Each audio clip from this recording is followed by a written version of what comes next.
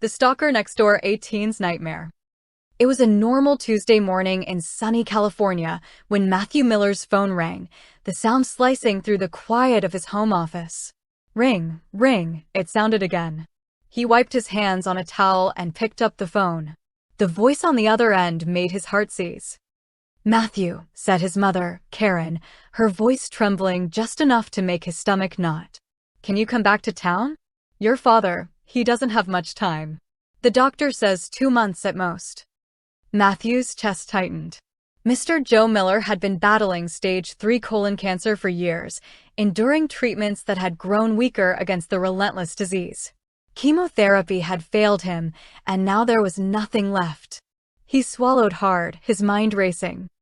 "Of course, Mom," Matthew said, trying to steady his voice. "I'll be there." The rest of the day was a blur. At dinner, he sat across from his wife, Camille, and his 15-year-old daughter, Maggie. The air felt heavier than usual. "We have to move back to Idaho," he said gently, breaking the news. "Why?" Maggie asked, her blue eyes wide with confusion. "Grandpa is very sick," Matthew explained. "The chemo didn't work. He wants us by his side for his final moments." Camille nodded solemnly, understanding the gravity of the situation.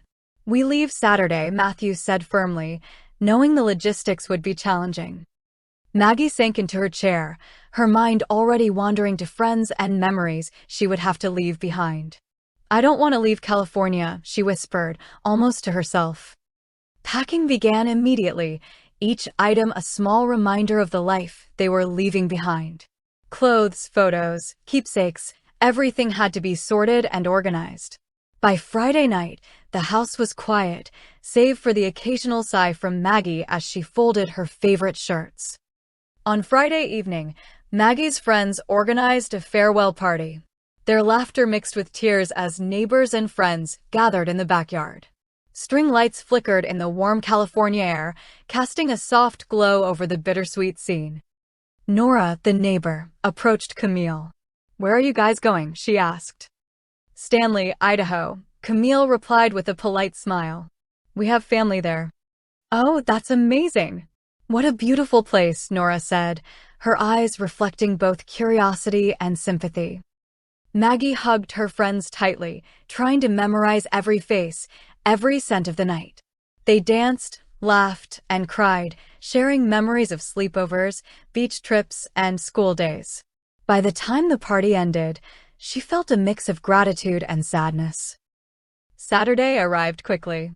At the airport, Matthew handled all the arrangements efficiently, a quiet determination in his movements. They boarded the plane, Maggie pressed against the window, watching the city shrink beneath a layer of clouds. California faded, replaced by the sprawling, rugged landscapes of Idaho. When they landed, Matthew's brother, John, was there to meet them. Their reunion was emotional, hugs, laughter, and tears interwoven into a single moment of family connection. "It's been years," John said, holding Matthew tightly. "You haven't changed." "You too," Matthew laughed, a rare lightness in his voice. Camille exchanged warm greetings with John's wife, Martha. And when Leo and Laura, John's twin 16-year-olds, appeared, Maggie felt a spark of excitement, cousins her age, ready to explore the small town with her. Karen and Joe waited on the porch. Joe's frail smile was warm, his eyes lighting up at the sight of his grandchildren. "Welcome home," he said softly. The Miller family settled into the house, each room more beautiful than Maggie remembered. Her own room was bathed in soft sunlight filtering through the curtains, a queen bed neatly made, and walls painted in gentle colors that invited rest and reflection. Dinner that night was a blend of laughter and nostalgia. Stories of childhood antics, family traditions, and long-forgotten memories filled the room. Joe looked around at the family gathered, a faint smile touching his lips. "This is how they will be, even after I'm gone," he thought quietly. The following days passed in a mixture of adventure and routine. Maggie, Leo, and Laura visited the local zoo, their laughter mingling with the sounds of animals and excited chatter. Matthew and John accompanied Joe to a nearby lake, fishing in the crisp air while Camille and Karen prepared dinner back at the house. Evenings were filled with stories of past generations. Joe, though weak, spoke with clarity and warmth, imparting wisdom and love. One evening, as dinner concluded, he turned to Matthew and John. "I want you to join the family business," he said quietly. "Our potato company has been our legacy. I want you to take care of it when I'm gone." The words weighed heavily. Leo, Laura, and Maggie sat silently, absorbing the gravity of their grandfather's message. Later that night, Joe passed away peacefully in his sleep, leaving the family in a mixture of grief and responsibility. The funeral was private, attended by only those who loved him most. Tears flowed freely, but the ceremony honored Joe's life and legacy. Maggie's first day at her new high school in Stanley, Idaho, arrived quickly. She had spent the night restless, tossing and turning in her soft bed as the cool Idaho air whispered through the window.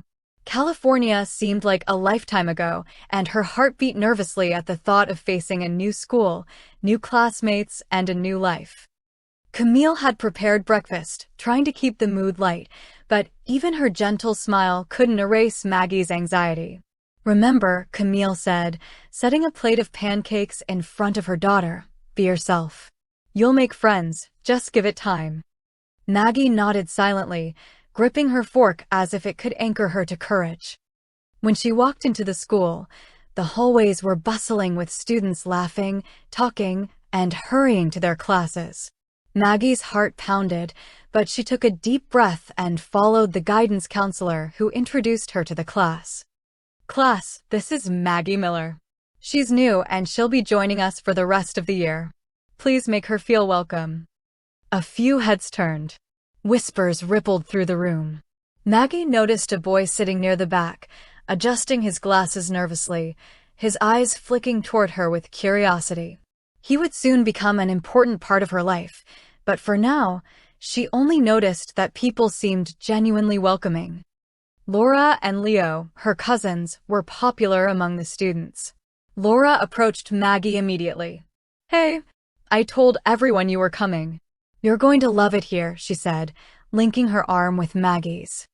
Within the first week, Maggie quickly became known for her warmth, intelligence, and the effortless charm that came naturally to her. Her classmates admired her, and her cousin's popularity helped her integrate even faster.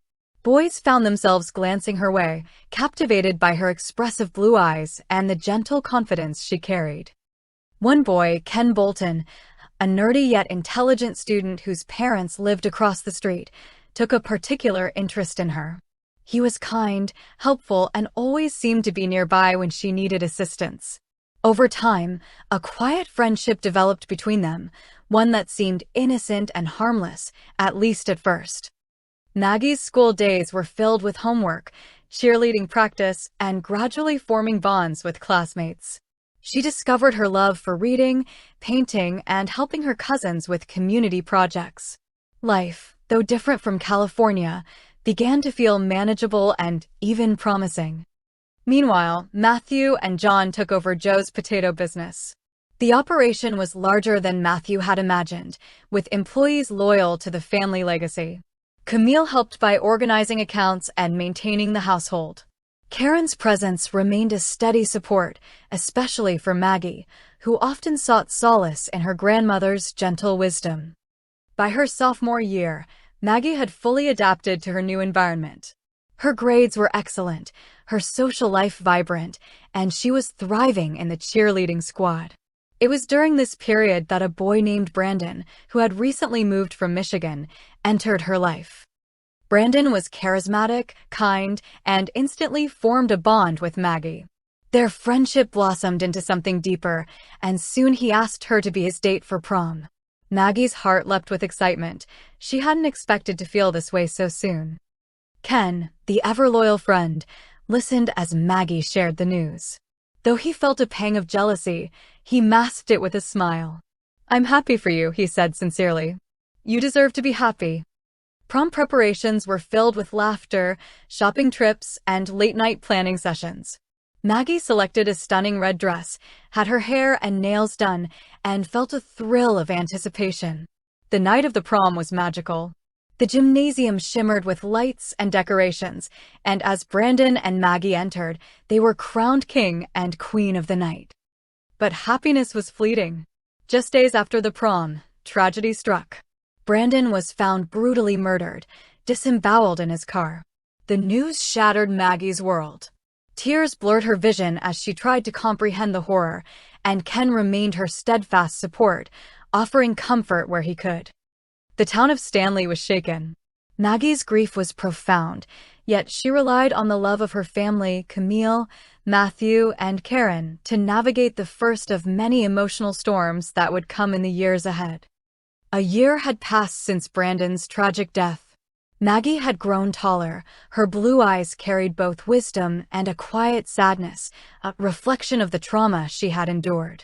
Despite the loss, she had gradually returned to a routine, leaning heavily on her family, therapy sessions, and the supportive friendships she had formed at school. Her senior year was approaching, and with it came the pressures of college applications, exams, and preparing for life beyond Stanley. Maggie had learned to carry herself with strength, even in moments when sorrow threatened to overwhelm her. Camille often reminded her, "You survived the hardest thing life threw at you. You can survive anything now." It was during this year that a new boy, Jason, moved into the state and joined her high school. He was immediately noticeable, not only because of his tall stature and dark, tousled hair, but because of a quiet confidence and warmth that radiated from him. Leo, ever the social connector, quickly befriended Jason. "Hey, this is my cousin Maggie. She's new around here, but already amazing at everything," Leo introduced, flashing a bright smile. Jason smiled politely, extending a hand. "It's nice to meet you, Maggie. I've heard a lot about you from Leo." Maggie blushed slightly, flattered, but remained cautious. She had learned the hard way that attachments could be dangerous, and though she wanted to trust someone, the memory of Brandon's murder lingered like a shadow. Over the next few weeks, Jason and Maggie became close friends. They bonded over shared classes, mutual interests in books and movies, and late-night study sessions at Maggie's house. Her family noticed the change in her demeanor. There was laughter again, a lightness in her step that had been absent for far too long. Karen, always perceptive, watched the friendship blossom. One evening, as they sipped tea in the cozy kitchen, Karen said gently, "Maggie, it's okay to let people in again. Not everyone will hurt you. Trust your heart, but keep your instincts too." Maggie nodded, grateful for her grandmother's advice. "I know, Grandma. I don't want to lose anyone else." Her father, Matthew, while protective, allowed her some independence. Camille, always the mediator, encouraged Maggie to embrace this new friendship. "Jason seems nice, Maggie. Just take it slow," she advised. By mid-senior year, Maggie and Jason's friendship had deepened into something undeniable. He had a calm, steadying presence that comforted her, and she found herself laughing more freely than she had in months. One crisp spring afternoon, Jason finally asked Maggie to be his prom date. Maggie's heart leapt with excitement. "Yes, I'd love to go with you," she said, practically bouncing on her toes. Immediately, she called her grandmother, Karen, for advice. Karen listened patiently as Maggie described her nervousness and excitement. "Remember to be yourself, Maggie. Let him see who you are and enjoy this moment. It's your night." The days leading up to prom were filled with shopping for the perfect dress, trying different hairstyles, and planning every detail with Jason. Karen even gifted Maggie a beautiful necklace, personalized with her initials and a small heart engraved, a token to remind her of family and love during uncertain times. On the night of the prom, Maggie descended the staircase in a flowing purple dress adorned with delicate embellishments. Jason waited at the bottom, his tuxedo crisp, his hand holding a bouquet of roses. The moment was magical. Maggie's family beamed with pride and joy. The prom itself was filled with laughter, music, and dancing. Maggie felt a sense of normalcy, of happiness she hadn't experienced since moving to Stanley. Jason was attentive, kind, and genuinely caring, which made her heart swell with gratitude and joy. But fate, as it often did in Maggie's life, had a cruel twist in store. The day after the prom, the news broke. Jason had disappeared. Maggie's heart sank instantly. Her hands trembled as she stared at her phone, unable to process the reality. Camille, Matthew, and Karen rallied around her immediately, their faces etched with worry and fear. The police launched a search, canvassing the town, questioning neighbors, and reviewing surveillance footage. Maggie was distraught, unable to eat or sleep, haunted by the possibility that Jason had suffered the same fate as Brandon.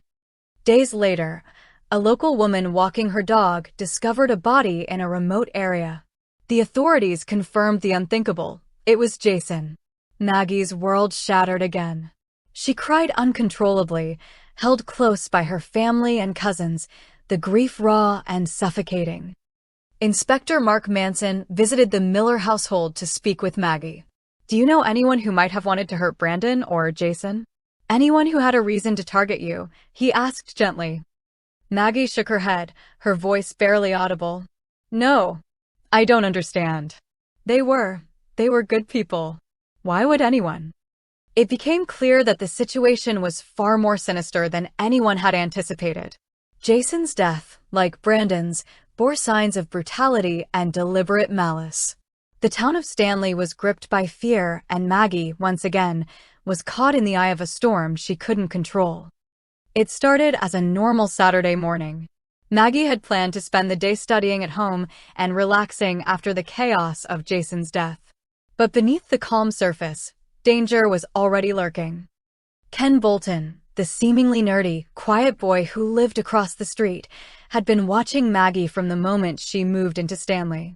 The tragic deaths of Brandon and Jason had fueled an obsession in him, a twisted belief that he was somehow protecting Maggie from the world, that she could only be safe if she was under his control. On this particular morning, Ken arrived at Maggie's house under the pretense of helping her with homework. "Hey, Maggie, want to go over some algebra problems?" he asked, his tone unnervingly calm. Maggie, unsuspecting and grateful for a friend during her grief, agreed. They walked to a secluded area near the woods behind her house, the air fresh, but tinged with the looming shadow of what was to come. Suddenly, Ken's demeanor shifted. He blocked the path, and before Maggie could react, he grabbed her. She struggled, her heart racing, but Ken was strong and determined. "Let go of me," she screamed, her voice echoing through the trees. "Shoo. Maggie, you don't understand," Ken whispered harshly. "I did all of this for you. I kept you safe from everyone else. Brandon, Jason, they couldn't keep you safe. I did what had to be done." Maggie's mind raced, her body trembling with fear. She tried to break free, but Ken had brought rope and bound her hands and feet. Her phone, lying just out of reach, buzzed repeatedly, her father calling, her grandmother trying to reach her, but Ken snatched it before she could answer. He dragged her to an abandoned cabin deep in the woods, a place no one knew about. Inside, the cabin was dark, cold, and eerie, filled with disturbing photos and journals detailing Maggie's life, from the day she moved to Stanley to every detail of her friendships and relationships. It was a chilling shrine to his obsession. "Please, let me go," Maggie begged, tears streaming down her face.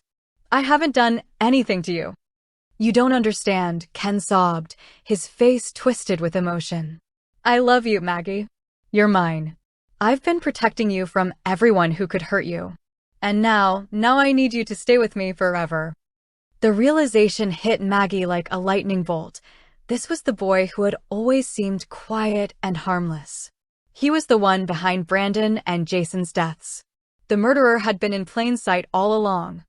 Back in town, Camille immediately realized something was wrong when Maggie didn't return calls. "Matthew, something is wrong," she said, panic rising in her voice. "She's never late. She wouldn't just disappear." Matthew wasted no time. He called the police and alerted Inspector Mark Manson. Flyers were printed, the town mobilized, and search teams fanned out across Stanley and the surrounding forests. Karen, her heart aching, clutched her granddaughter's personalized necklace, hoping it could guide the authorities. The necklace had a hidden tracker, a small gift from Karen that Maggie had worn since her childhood.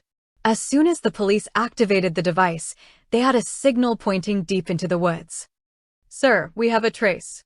She's in the old cabin near Pine Creek," Mark Manson reported urgently. Matthew and Camille raced toward the location, fear gnawing at their stomachs. The town's residents joined in, forming a tense, anxious convoy toward the scene. Ken, unaware that the police were closing in, paced the cabin, muttering to himself. He held a gun, shaking but determined. "They'll never take her from me," he whispered.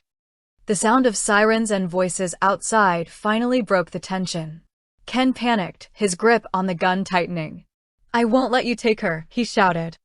Officer Andrew Jackson, a skilled negotiator, approached the cabin carefully, hands raised. "Ken, put the gun down. Let her go and no one will get hurt," he called. His voice was calm but firm. "No, you don't understand," Ken screamed. "She's mine. She belongs to me." Maggie, bound and terrified, could barely breathe. She whispered, "Please, don't let him hurt anyone else. He's the one who killed Brandon and Jason." Inside, Ken's obsession reached its breaking point. He begged Maggie to stay, to understand his love, but she could only cry and plead for freedom. The police moved strategically, surrounding the cabin and preparing to breach. Officer Jackson continued to negotiate, trying to reach the rational part of Ken's mind. Hours passed, tension building until, finally, a breach team entered. Ken, desperate and cornered, aimed the gun at Maggie. "If I can't have her, no one can," he yelled. In a split-second decision, Officer Jackson tackled Ken while another officer freed Maggie.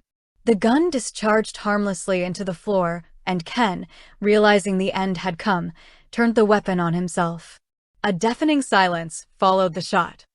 Maggie was finally free. Her father and mother rushed to her side, embracing her tightly, tears of relief streaming down their faces. Karen held her granddaughter close, whispering, "You're safe now, my dear. You're safe." The police investigation revealed the shocking truth. Ken Bolton, the quiet, nerdy boy living across the street, had been stalking Maggie from the moment she moved in. His obsession had driven him to murder Brandon and Jason, believing he was protecting Maggie from the world. The journals and photographs in his cabin confirmed his crimes, leaving the town of Stanley in disbelief. The media covered the story extensively, and the Bolton family, ashamed and heartbroken, left town. The tragedy left an indelible mark on the community, and Stanley's residents struggled to process the betrayal by someone they had trusted. For Maggie, life would never be the same. Yet, surrounded by her family, she slowly began to heal. She returned to therapy, leaned on her loved ones, and found strength in knowing she had survived not only loss, but also the threat of death. The morning after Maggie's rescue was quiet. The storm of fear and danger had passed, leaving behind a town shaken but determined to heal. Inside the Miller family home, the atmosphere was a mix of relief, exhaustion, and the quiet ache of trauma. Maggie lay in her bed, wrapped in a soft blanket, her parents sitting on either side, holding her hands as though letting go might let the fear return. Matthew's voice trembled slightly. "You're safe, Maggie. That's all that matters." Camille kissed her daughter's forehead, tears streaming. "We've got you. Forever." Karen, her face lined with worry, but softened by relief, placed the personalized necklace around Maggie's neck once again. "This will always guide you home, my dear. Never forget that you are loved." Maggie nodded, her eyes still red and puffy. I'm okay. I think. It's a lot to process." News of Ken Bolton's arrest and subsequent suicide spread throughout Stanley. The town mourned not only the loss of Brandon and Jason, but also grappled with the betrayal of someone they had considered harmless. Vigils were held for all three victims, and the Miller family received an outpouring of love and support. Friends, neighbors, and even strangers came to offer comfort, flowers, and letters, reminding Maggie that the world wasn't entirely dark. Inspector Mark Manson visited personally to reassure the family. Maggie, your bravery and the quick action of your family and the police saved your life. Ken's journal confirmed what you suspected. He was behind both murders. You have closure now. And while nothing will erase the pain, justice has been served. Maggie, holding back tears, whispered, "Thank you for everything. I couldn't have done it without you." The weeks that followed were dedicated to healing. Maggie resumed her therapy sessions with Mr. Rodrigo, who guided her through the trauma. Together, they unpacked the grief, fear, and anger that had built up over the last year. She learned to recognize triggers, sudden noises, shadows, and unexpected surprises, but slowly, with the support of her family, she regained a sense of safety. She journaled, painted, and wrote stories, pouring her emotions into creativity, allowing herself to process the pain instead of letting it consume her. School returned to a sense of normalcy, though Maggie remained guarded at first. Her friends Leo, Laura, and Ken, the non-threatening one, supported her through each difficult day. Jason and Brandon's memory lingered, but she learned to honor their lives while continuing hers. The trauma also ignited something inside Maggie, a determination to help others.